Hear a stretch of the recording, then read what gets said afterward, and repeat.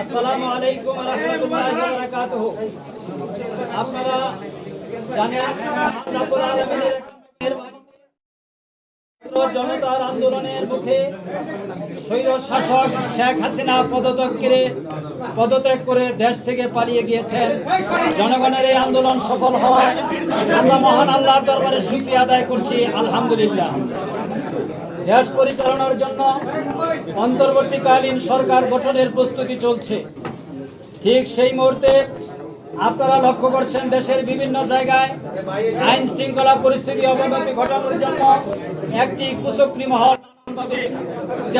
অপচেষ্টা চালিয়ে যাচ্ছে। ছাত্র জনতার এই আন্দোলন যেন সফলতা যেন প্রশ্নবিদ্ধ না হয়, এই জন্য বিদ্যমান পরিস্থিতিতে বাংলাদেশ জামাত ইসলামীর পক্ষ থেকে আমিরে জামাত ডাক্তার শফিকুর রহমান আজকের এই সাংবাদিক সম্মেলনে আপনাদের সামনে বক্তব্য পেশ করবেন। আপনারা একটু ধৈর্যের সাথে ওনার বক্তব্য শোনার পরিবেশ তৈরি করুন।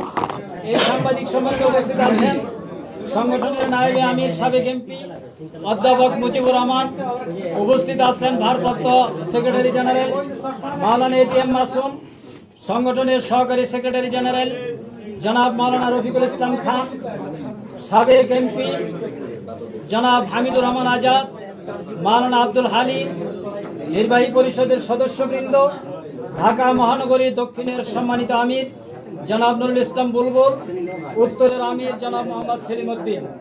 এখন আমিরে জামাত ডাক্তার শফিকুর রহমান আজকের এই সাংবাদিক সম্মেলনে বক্তব্য পেশ করছেন। আসসালামু আলাইকুম ওয়া রাহমাতুল্লাহ। বাংলাদেশ জামাতে ইসলামীর কেন্দ্রীয় নেতৃবৃন্দ, জাতির বিবেক, সাংবাদিক বন্ধুগণ, আমরা জাতীয় জীবনের একটি গুরুত্বপূর্ণ বাঁকে আজকে আপনাদের সকলকে এখানে দাওয়াত দিয়ে কষ্ট দিয়েছি। আপনারা আমাদের দাওয়াত কবুল করে এখানে এসেছেন। এই জন্যে আমি আমার প্রিয় সংগঠন বাংলাদেশ জামাত ইসলামীর পক্ষ থেকে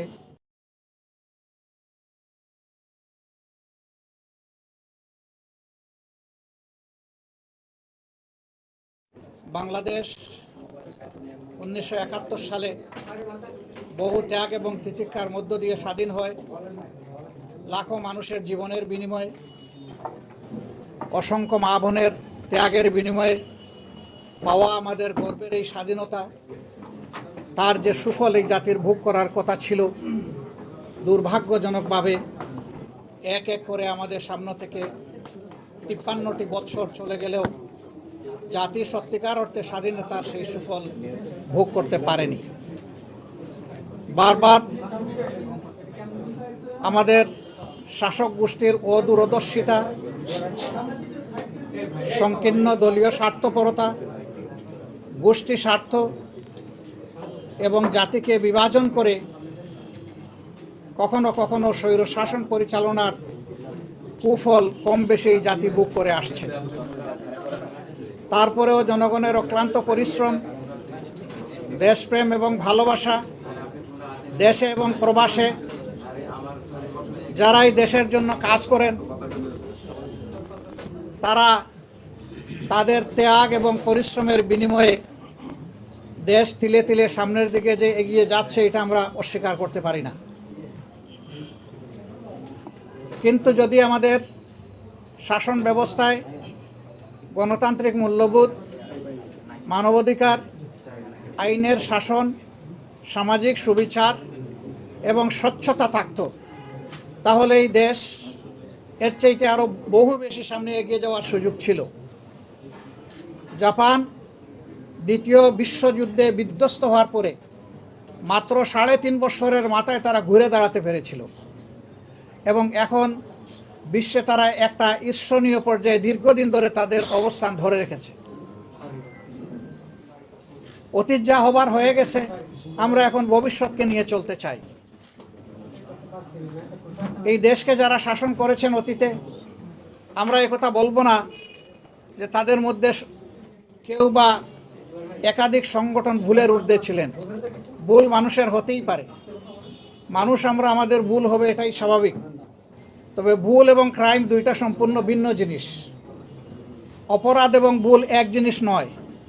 অপরাধ হচ্ছে ইন্টেনশনালি কারো অথবা জাতির যদি কোনো ক্ষতি করা হয়, সেটার নাম অপরাধ। আর একজন তার না জানার কারণে, জ্ঞানের অভাব কিংবা অজ্ঞতার কারণে যদি কোনো কিছু করে থাকে, সেটা ভুল। ভুল সংশোধন করা যায়, কিন্তু অপরাধের শাস্তি পেতে হয়। অপরাধের শাস্তি যখন সমাজে নিশ্চিত হয়, আইনের শাসন যখন প্রতিষ্ঠিত হয়, তখন অপরাধের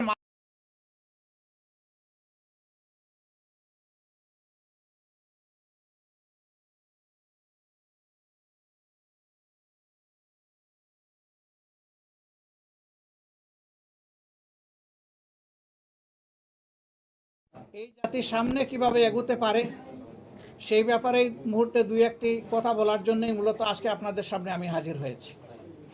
সাংবাদিক বন্ধুগণ, আমরা লক্ষ্য করেছি জুলাই মাসের প্রথম সপ্তাহ থেকে আমাদের যুব ছাত্র সমাজ তাদের একটি সুনির্দিষ্ট অধিকারের দাবিতে সরকারি চাকরিতে কোটা ব্যবস্থার সংস্কারের জন্য তারা দাবি এবং আন্দোলন চালিয়ে আসছিল। মূলত হাইকোর্টের একটি রায় সামনে আসা এই বিষয়টাকে কেন্দ্র করে তাদের এই আন্দোলন গড়ে উঠেছিল। এই আন্দোলনের দাবি দেওয়া যেটা ছিল, এখন সকলেই স্বীকার করছেন যে তাদের দাবি ছিল যৌক্তিক এবং ন্যায়সঙ্গত, এবং শেষ পর্যন্ত কোর্টের মাধ্যমে সেটাই অনেকটা প্রতিষ্ঠিত হয়েছে। কিন্তু তার মধ্যে অনেক নিদারুণ ঘটনা ঘটে গেছে। শত শত জীবন আমাদের থেকে হারিয়ে গিয়েছে, অসংখ্য মানুষ আহত হয়েছে, হয়তো তাদেরকে আজীবন পঙ্গুত্ব বরণ করতে হবে। হারিয়ে যাওয়া মানুষগুলোকে তাদের আপনজন প্রিয়জনের কাছে ফিরিয়ে দেওয়ার শক্তি আমাদের কারণেই।